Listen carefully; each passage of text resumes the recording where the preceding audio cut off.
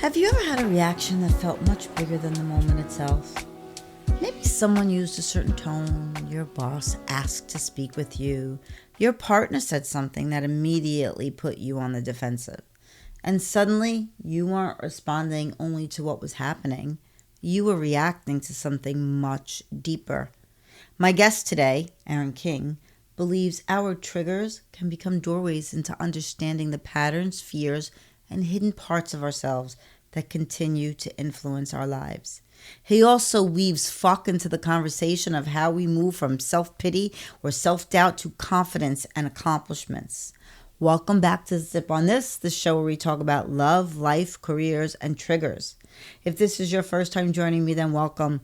I'm your host, Deirdre Haggerty, an ICF certified coach and the founder of Coaching with Miss D, which offers life, career, and relationship coaching to help you align your values and vision for life. I'm so excited you're joining me today to have a conversation, coffee or tea in hand, as we chat about all little things that can shape who we are. Today's guest is Aaron King. He's a certified Jungian life coach for both personal and professional relationships. He is currently continuing his advanced master coach studies and is the author of the upcoming book, From Fuck Me to Fuck Yeah. Before becoming a coach, Aaron spent more than 30 years as a creative director, designer, and filmmaker, creating Emmy and BDA recognized work for some of the biggest names in television and media. In this honest conversation, Aaron relays his own struggle with loss and alcoholism and how it led to his current work helping others, identifying triggers, why our reactions can feel so powerful, and what may become possible when we stop asking only, why did the person upset me, and begin asking, what did this moment touch inside of me? We also dive into dreams, the relationship to self, meditation, and the power of the F-bomb. So please help me welcome my guest, Aaron Coach King. All right, Aaron Coach King. I love that. Welcome in to Sip on This. So I was checking out your website this morning, and there's a couple of things that stood out to me. First of all, I love fuck yeah. Right on. Right on. And I also love your domain name, relationship.coach. I kind of got a little jealous there for a second. I'm not going to lie. I'm like, wow, I love that. How did he do that? That was fabulous. But that we could talk about that another day. But before we get into your story and your book what is it? From fuck me to fuck yeah. It's the journey from fuck me to fuck yeah. That's the working title, at least. Okay. All right. Well, I think it's a great title. What do you want the person watching or listening to understand about their triggers by the end of this conversation? Well, that they have more control than they think that they do, for one, and that the triggers that, for a long time, I kind of uh, accepted them as this is just how I am. And when Mm. I realized that there was a lot more to it, and when I started studying Jungian depth psychology, I realized that these triggers were a window into my subconscious and things that I wasn't facing myself or was denying myself. There's all kinds of triggers and ways they can manifest, but they're often a window into our subconscious. Mm. Well, it's been a minute since I studied Jung in my psych courses at Hofstra. So Sure. that was quite a while ago. And after some Google searches, Yeah. I just remembered how fascinated I was by him in particular in college. Um, I don't know, because there was a lot of Freudian concepts, and I kind of leaned toward that when I was studying psychology. Sure. And then he kind of just embellished on it. And honestly, I wasn't even aware that they're Jungian life coaches. I feel, am I saying that correctly? Yes, yes. Jungian, yeah. Okay, okay. Got it. So, could you explain to me what a Jungian life coach does, Hmm. and then how it takes those principles of and you had already mentioned it, conscious ego, repressed material. What else did I see? Because I wrote this down. Mhm. Archetypes, and how does it take those, and does it focus on triggers without getting too theoretical? Well, the triggers are a window into the subconscious, and Jungian's um, framing of this was we're all born into this existence. We're all born into physical bodies and families and histories and systems. And our brains are really adept at looking at patterns and recognizing patterns and creating safety for ourselves. So Mm-hmm. by the time we're 7 years old, we've hardwired into our brains like an operating system what is good, quote unquote, and what is bad, what is going to keep me safe. Uh, Mm-hmm. and we build our personalities around that. And then stumble through life, for better or worse, using those personalities. And often we go through life and it works for us. Our Mm-hmm. coping mechanisms work really well for us. For myself, all the dysfunction of my childhood programmed me to be a perfectionist, be a Mm-hmm. high performer, really be attuned to people's needs and wants. And that paid off in my career. People wanted that. Mm-hmm. Fast forward, 20, 30 years, it's not uncommon for us to kind of look around and be like, wait a second, is this all there is? I've done all this. I've checked all the boxes. I've achieved the things, right? Mm-hmm. And arrived. Somebody used that word the other day. I was like, I don't even know what that means. Yeah. Arrived where? Exactly. And I think it's a fictitious location, a fictitious arrival that we're Mm-hmm. all looking for, really. Sure.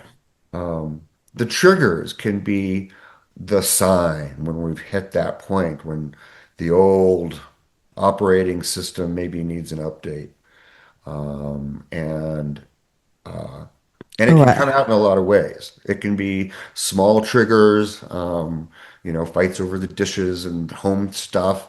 In career, it can be really big and like, what am I doing with my life? Mm-hmm. And the conflicts that come up you mentioned ego, our ego, because we've built our personality around creating this life for ourselves. Our ego is all about maintaining that. So Mm-hmm. when things challenge our ego and challenge our who we are, that gets us at a really subconscious level. And that's the Mm-hmm. clue. And you mentioned archetypes. That can be the bigger kind of what am I here for? Mm-hmm. I think we all have archetypes, and we kind of lean towards one as our safe spot, as kind of our go-to archetype. But as we grow older and become more integrated, to borrow Jung's term, we integrate these archetypes into ourselves. So often, excuse me, when we're triggered by somebody, it's triggering our archetype. For me, Mm-hmm. for example, my base archetype is the sage archetype. Mm-hmm. And as case in point, an example of where it showed up is my career, I was really rewarded for performing the warrior professional. But my inner archetype, the archetype that I most identified with on a really deep level was the sage, is the Mm-hmm. sage. Mm-hmm. Um, entertainment and television business, right? Yeah. Um, Sure. it's not a place you find a lot of sages, Yeah. right? It's a very warrior, high performance, high reward kind of environment. Yeah. and especially working in the commercial industry and advertising even more so. So for myself, there was a point when I realized this wasn't working anymore. Mm, After getting into the Jungian depth psychology, it started adding up. My sage was not one of the core characteristics of the sage is integrity, mm, mm, truth. And sometimes work and life and that kind of stuff challenged, especially in that kind of career. Am I here to make drive a purpose, make a change, or am I here to make a profit? mm-hmm, That was the inner conflict that I was feeling mm, in that career. And mm, it took lots of therapy, lots of getting to know myself. And we talked about this before. I was an alcoholic. mm-hmm. And I think that's a lot of why I used alcohol to bury that conflict. Sure. Yeah, because it's really funny. I just think as you started talking, you Mhm. know, some of these theories I think are just either they're based in or the phrases come from them. I know my mother used to always say, you know, you can't choose your family and you can't choose your neighbors. And you can't. And one of the things that happens with that, especially with our families, is that it's the responsibility of what has happened to us falls upon what happened during that time. And I am now understanding, having gone through my own stuff, my Yeah. own therapy, etc., that they were dealing with what they were dealing with as their parents were dealing with what they were dealing with, so there's no blame to be placed. On and on and on. And exactly, right? And then moving forward as a coach, because therapy focuses on, and as you know, studying Jungian psychology and then Yeah. going through therapy yourself, that focuses on the past, on how to work through those triggers, especially. So then, how do you take all of that and apply it to coaching, which is focusing on the now and moving forward? Yes. Good question. And it is the key difference between coaching and therapy. Therapy spends a lot of time like, why am I this way? Mm-hmm. In coaching, one of the things I like about it is very goal oriented. What do you want to achieve? I want to do this. I want to create this. I want to be this. Mm-hmm. And just like life, the process of achieving, of creating, of making things happen in the world with other people, it brings up our older stuff. So that's again where the triggers will come up. And truthfully, we don't need to spend a lot of time on the why. And what I find when clients are stuck on justifying and replaying those tapes, it's often a clue that they really need to go back to therapy, Mm-hmm. and really kind of deal with some of that deeper stuff. But in coaching, we can take the ideas of why you're reacting. Mm-hmm. We could take a simple trigger, like somebody cuts me off in traffic, Mm. cuts me off and pulls into my parking space. I go ballistic, and the clue is that's out of proportion with the reality of the scenario. If you're, it's okay. It's okay to be mad at them, but if you've lost your shit, Right. then there's a deeper story going on. And those are the kinds of things that will happen on the way to achieving your dream. And it Hmm. happens for all of us. Sure. Yeah. So how do you teach then how do you teach people to recognize Hmm. the trigger? Is it bodily? Is it something they're seeing or hearing? How do you teach them to recognize it so moving forward they don't react? Um, well, I wouldn't say not react. I think it would, Or not react yeah, destructively, like getting out of the car and yes, losing your shit at exact, somebody. yes, exactly. Don't go road rage on somebody. It's a thing. It, I'm in New Jersey, so yeah, it's a thing. People get mad if like you beat them at the jump at the light.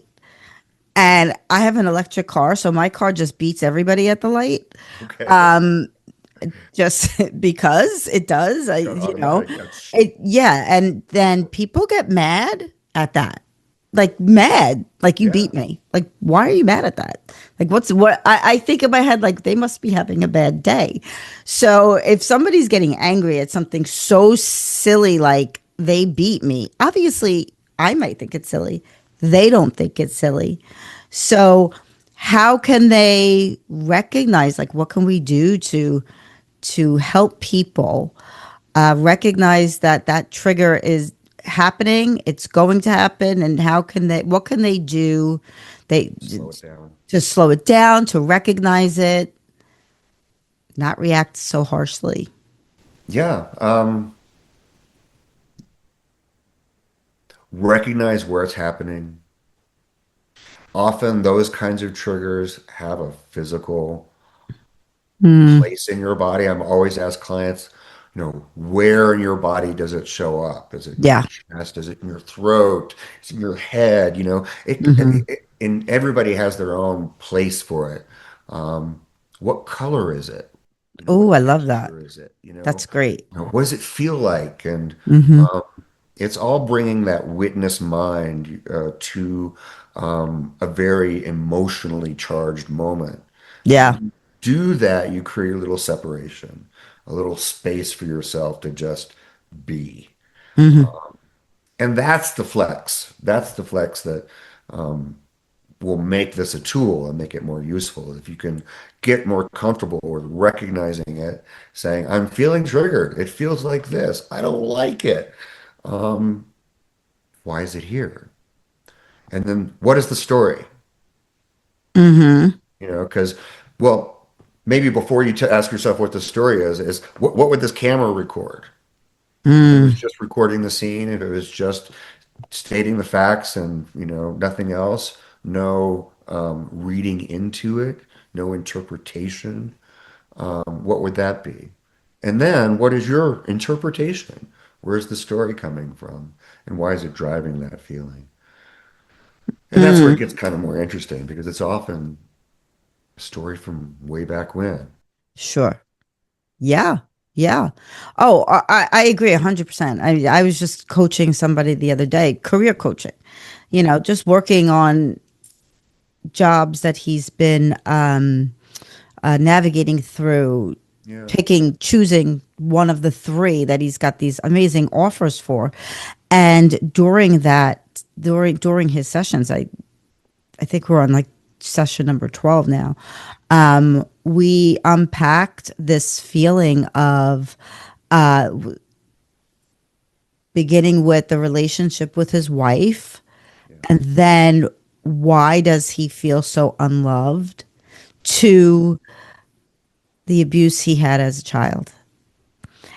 And it was working through all of the triggers that Yes. were setting him off about Yes. what he didn't like about this job offer, and going down the line. And then we got to that point, and it was emotional. It was emotional for him. I gotta tell you, it was emotional for me too. It I'm was not, sure. yeah, Yeah. to hear that from him. It was a great process, and I think he learned a lot. But it's a pivotal moment in coaching, and of course in therapy. And he does see both. I don't want anybody to think I'm his therapist. I'm not. I'm his Yeah. coach. He has a therapist and a coach. I had a very similar kind of situation with a client. And I always tell people when I'm start working with them, start a trigger log. That's going to be our quickest, that and dream log, another Mm, whole area. Um, and this client, um, she started that. And mind you, again, we're working on career stuff, but what came up was around authority figures. And that's very, very common mm, with shadow work in particular. We project our mommy daddy issues onto our bosses. Mm-hmm. And it works itself out that way. But with this client, I asked her to kind of follow those triggers and map the pattern. And she called one day with a really big one, and I asked her to hold on to it, and we scheduled an emergency coaching session. And what we discovered, we followed that feeling. Mm-hmm. It's like, where did you feel that feeling in your body before? And that's the power of it. We took it all the way back to early trauma and abuse. So, Mm-hmm. to your point about coaching versus therapy, I bring that up because I think we can complement each other. Sure. The discovery through that process was like, okay, this is maybe over my pay grade, Mm-hmm. right? Yeah. But let's get you some help. And through the process, she's getting it, and we're still working together. And yes, we can work in tandem together. Absolutely. Absolutely. Yes. I think it's also helpful that people who are coaching, and I'm not knocking any other coaches out there, but the fact that you're taking Jungian philosophy and psychology based coaching, and I have a background in psychology, I believe that we know enough to say we can't handle that. That you're going to have to see a therapist or a psychologist or a psychiatrist even, because Yeah. there are other things at play here, that you need, and that's only for the benefit of the client. So Absolutely. I'm really glad that you embellished on that. So the book, I have to go there because, like, fuck is my word. Sure. Um, Fuck yeah. it just is. It's got so many different meanings. Who was it? What was the comedian? That George Carlin, yeah. George Carlin. Yeah, I mean, you could say fucking how many different ways. It has so many different meanings. The The best. most That versatile word in the English language. absolutely is. My father used to call me a truck driver, and I'm like, no, I'm not. Anyway, that's my own daddy issues. My mom taught me to curse, so hey. But he's the one who taught me to curse. So, but it wasn't okay for his daughter. Right. Anyway, so from Some fuck shadow me, work there to deal there, with. there's I tell you what, on a personal note, when he passed, and this is awful to say, Yeah. it was the best day of my life. Not that my father died, Yeah, because that's horrible to of say. course. It was the day that I realized that I really had to work on myself Mm. See, because there of you all those go. issues. And I Yes. went through a lot of grief, and my parents died simultaneously within 48 hours of each other. So there was a lot of grief and a lot of things happening at that time that it was a big, like, I just walked into a wall, and I was like, that's time. That's I'm, that fuck me moment. oh, tur- that Right? was like, oh, fuck me. Yeah. Right? Yeah. It's like I'm orphaned, and then I'm like, oh shit. I'm an adult orphan, but it's, Yeah, but even still, it's like, oh, wow. sure. So that title, I know that title people are going to remember. I hope you keep that title, or if they have to put a little asterisks on it Right. when you publish. But and you also have that on your website on something to work through. So what does this mean? And how does it capture the transformation you're writing about? It's a process. I mean, that's, the words are there to be expressive, and to kind of capture the feeling of the process. I think the F word is kind of like the if you're gonna add it to, it makes anything the penultimate of it, Mm-hmm. right? It's just like Yeah. it's the most extreme. It's like fuck me is the worst I can feel, right? It's fuck yeah is the best I can feel. So what's the journey? And for me, it's like we said, it's identifying that feeling. And fuck me is just the kind of it's not even the start of the process. It's like, okay, here I am. Am I gonna, a lot of people stay there, Mm-hmm. unwittingly even. The fuck that is when you start recognizing it and Mm-hmm. saying, this doesn't work for me. This sucks. You can name it. Don't do this anymore. whether I'm talking to myself or to my partner or my boss or Mm-hmm. whatever. Um, and that takes a certain amount of strength to recognize it because often that's a pattern that we're very attached to. Mm-hmm. For myself, Yeah. whether it was drinking or high performance or all of it, really, all tied together. Mm. The revelation, the real process for me was boundaries. Mm. And that's the fuck off. Mm-hmm. Now that I've named it, I get to decide. I get to Yeah. decide what I let in, what I don't let in, what am I going to accept? And maybe more importantly, what am I going to tolerate? Mm.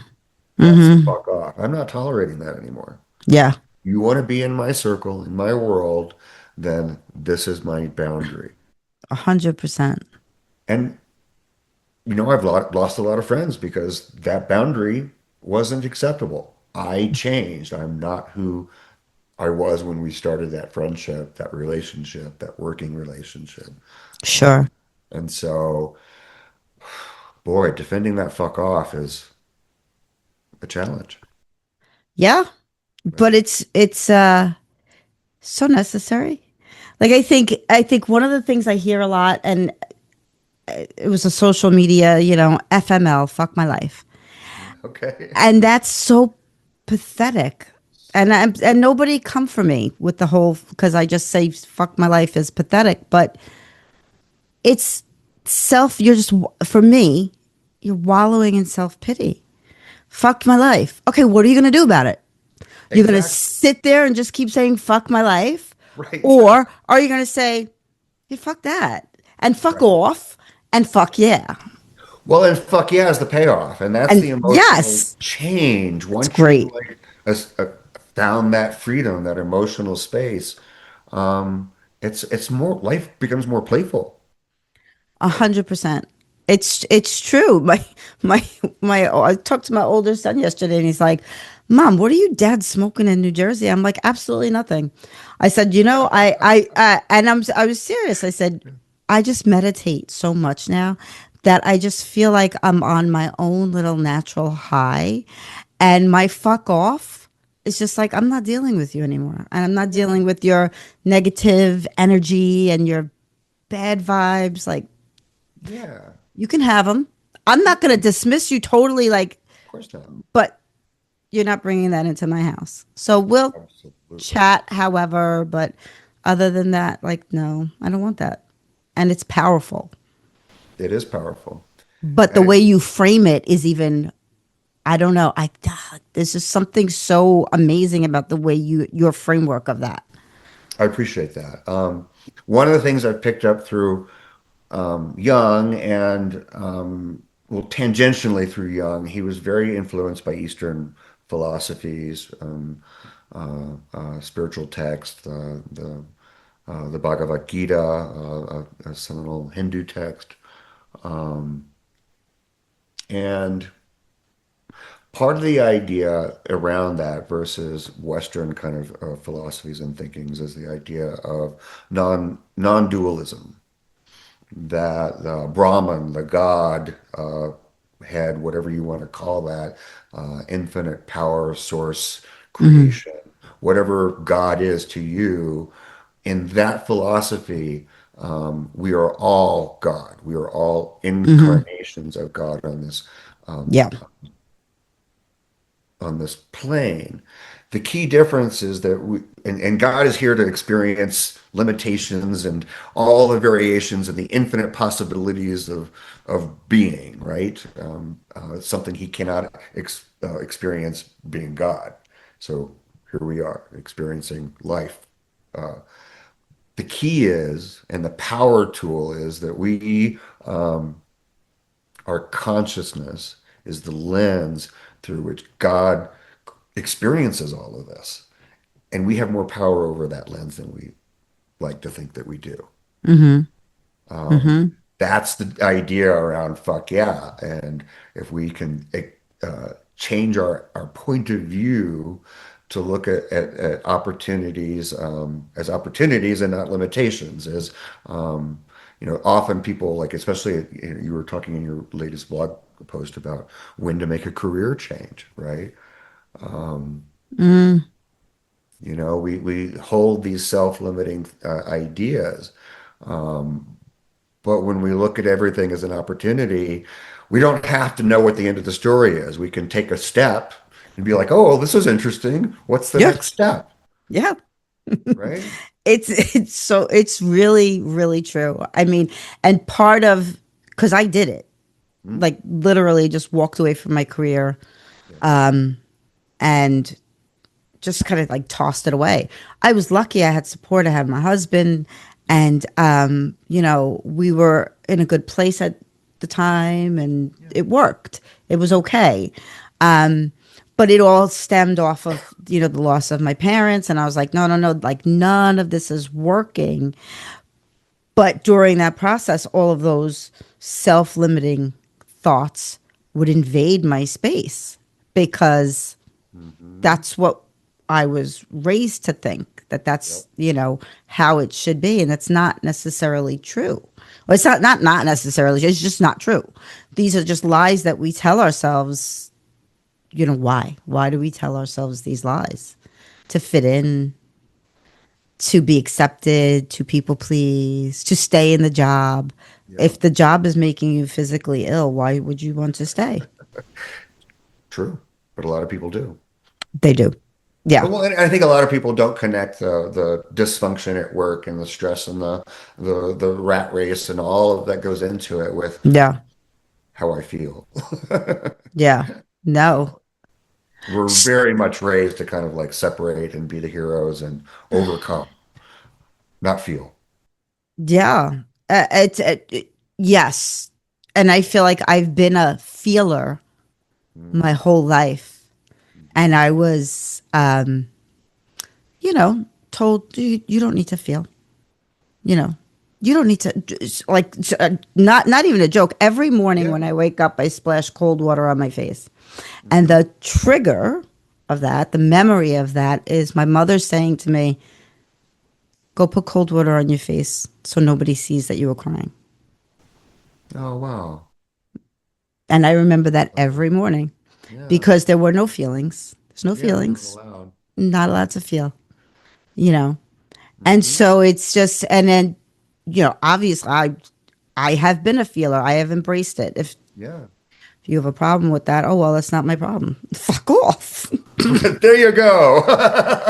Fuck off. You're a relationship coach. But you also said, I mean, it comes up in, you said you were doing career coaching, etc. What does relationship coaching mean to you? And does someone need to Hmm. be in a romantic relationship to benefit from a relationship coach? No. At least that's not my specialty. I mean, it was a little bit of kismet. You asked about the .coach URL earlier, Yeah. and as I was studying and kind of trying to figure out what my niche was, obviously studying Jungian depth psychology. Jung believed that relationships are our mirrors. We are attracted to people who complement our subconscious weaker self, Hmm. right? And so that's why. And I think that can manifest in partnerships of all kinds, whether it's a romantic relationship, friendships, work relationships. But the key relationship for all of them starts with your Self. relationship with yourself. To answer the earlier question, when I was searching for URLs and they just released this new domain structure, I came across it and it was Kismet. I'm like, okay, I have stopped trying to control the universe and started taking hints from the universe when it gives it to me. And that was one of them. Sure. Absolutely. I mean, it's perfect. I need a Exactly. relationship coach. Here you go. Yeah, it was too good to ignore. And it's really kind of pointed the way to the work. I really do kind of look at it, whether it's relationships, interpersonal relationships or not, it's always going to start with let's square out your relationship with yourself. Hmm. My last name is King, so I've kind of crafted a lot of my language around sovereignty and creating your personal sovereignty, so that you can interact, ruling yourself. And I guess the question is, what kind of sovereign are you? If you're going to be a king of your world, um, what kind of ruler are you? Mm. Mm. And That's a that can great show up question. in work. It's like I led a lot of companies, and I think I would probably lead them very differently now that I'm much more aware of this. Uh, Mm. I feel like I was living out my perfectionist tendencies, and I remember feedback that I was very challenging to work for. I was very demanding, and not Hmm. that I wouldn't be now, but I think that my needs for it aren't as personal, and it's more about the purpose of the project, the goal, and the relationships. Yeah. Yeah.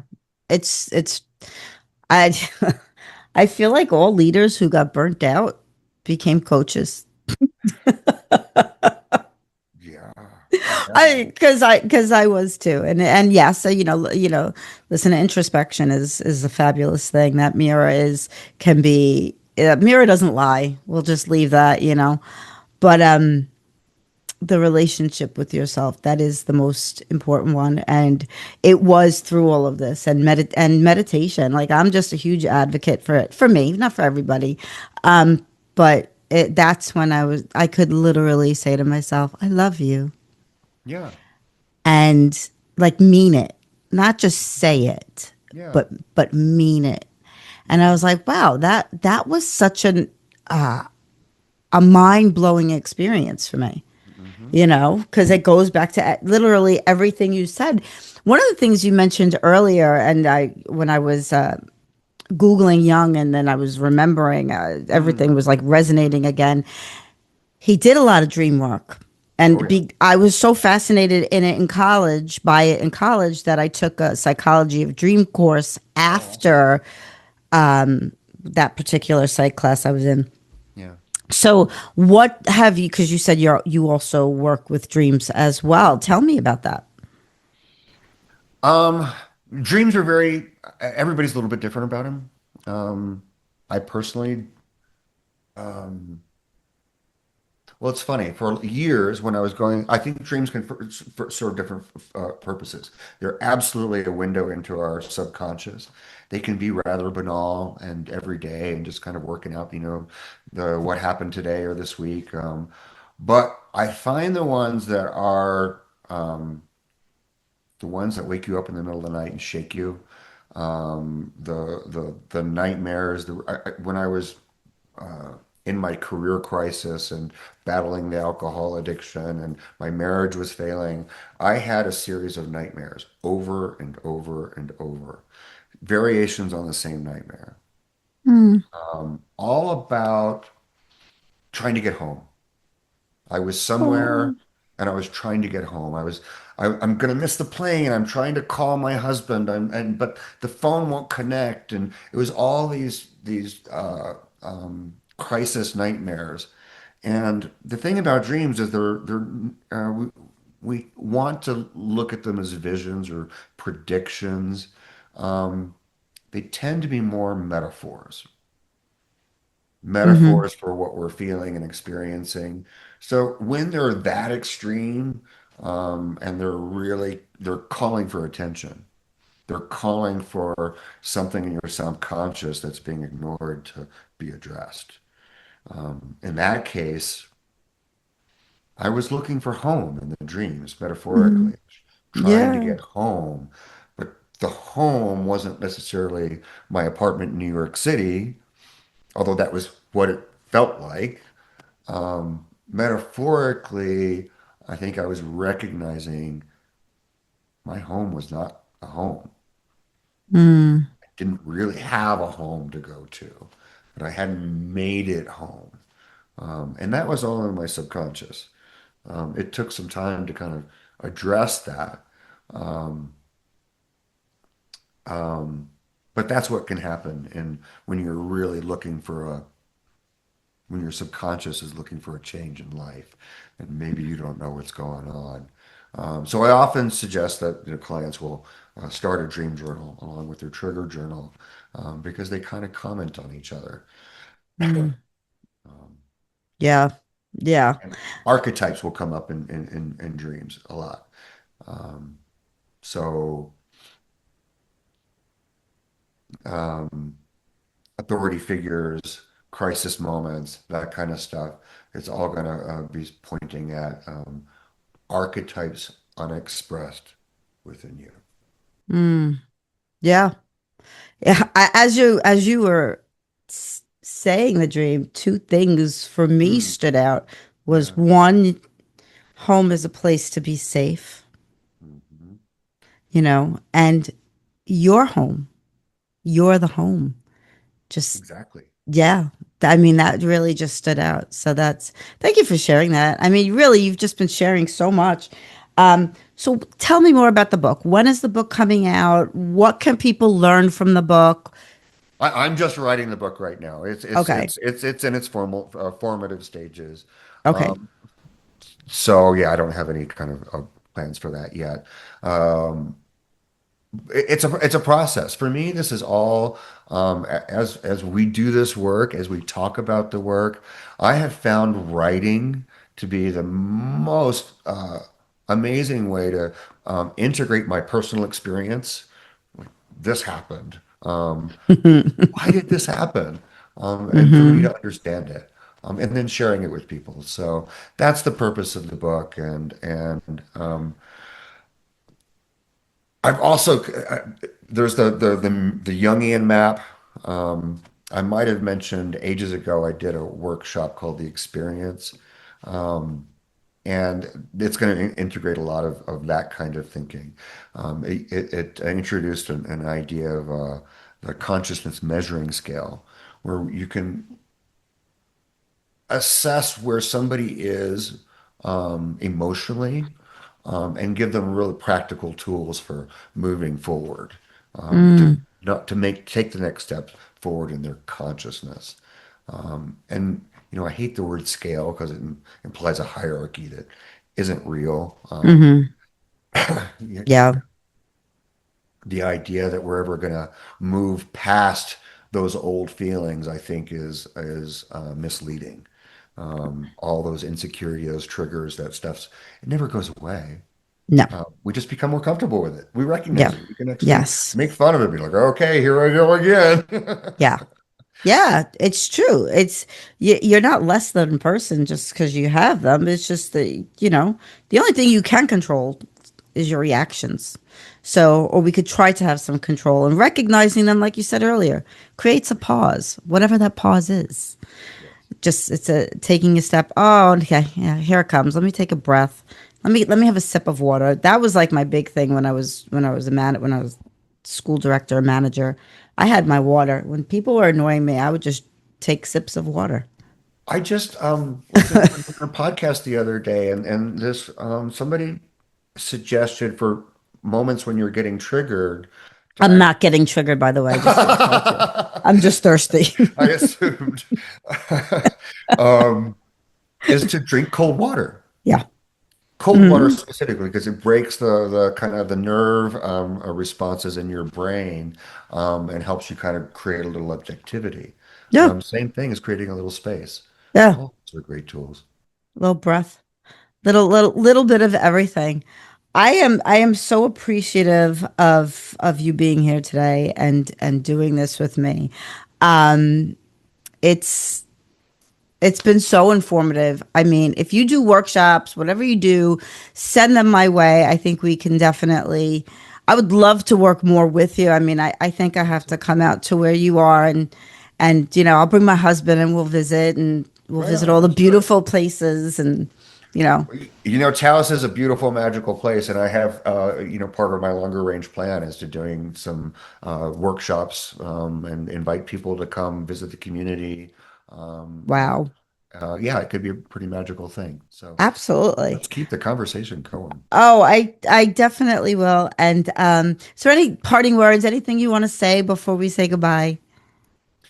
No, thank you for inviting me. This has been a pleasure. I love talking about this work. I love sharing. Yeah. It's changed my life, and I feel um, freer than I ever have in my life. And um, if I can share a little bit of that with you and anybody else, I'm here for it. Thank you for giving me the opportunity. Oh, you're so welcome, and I think this is going to reach some people who really need to hear it. And if you want to visit Aaron King, it's relationship.coach. It doesn't get any better than that. He got the best website in all of coaching. Wow, that's pretty high praise. I appreciate it. It's perfect. Thank you, Aaron. That was a great conversation, and I just cannot wait to do more with you. You're amazing, and please, if you are looking for a relationship coach, I highly recommend him. You can't miss him. You can find him at relationship.coach. It's great. I love his website. And if this conversation brought up questions, you don't have to figure out your next step alone. I help people also navigate life and career toward alignment. You can schedule a discovery call with me at coachingwithmissd.com. And if you know someone who has been questioning their relationships, please share this episode and visit Aaron at relationship.coach. And before you go, if my sip on this conversations resonate with you and you've been wishing for a space to challenge some of those stories in real time, I want to invite you to Coffee with Miss D. It's a free monthly gathering. It's online, and it's for anyone navigating change, reinvention, relationships, career transitions, and discovering what comes next. There's no pressure. There's no perfect answers. Just real conversation, connection, reflection, and maybe one next step. Grab your coffee and join me. Our next Coffee with Miss D is on Friday, September 4th at 10 a.m. And it continues on the first Friday of every month. You can register at coachingwithmissd.com. I'd love to see you there. Please share with someone who might need a career coach today or a relationship coach. And don't forget to subscribe, like, and visit coachingwithmissd.com for more resources. Until next time, keep sipping. And remember to live your life as your authentic self. Say fuck you when you want to. It's your version, no one else's.